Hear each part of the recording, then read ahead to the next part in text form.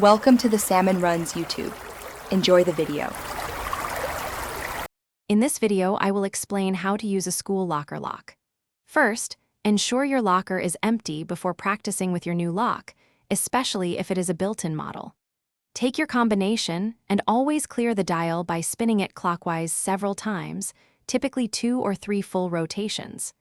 This resets the internal mechanism and prepares it for the first number. Now, let us begin dialing the actual combination.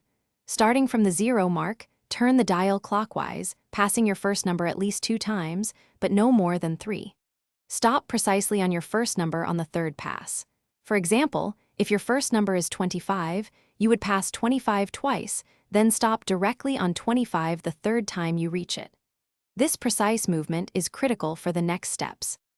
Next, turn the dial counterclockwise, passing 0, and then continue until you reach your second number the first time you encounter it.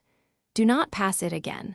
For the third number, turn the dial clockwise directly to your final number without passing it at all. It is important to stop precisely on each number for the lock to register the correct sequence. Once all 3 numbers are entered correctly, pull down firmly on the shackle to release the lock mechanism. You will hear a small click, and the shackle should pop open, allowing access to your locker contents. To secure your locker again, close the shackle, making sure it clicks into place, and then spin the dial several rotations to scramble the numbers, ensuring it cannot be easily reopened. Thanks for watching. Consider subscribing if we helped you.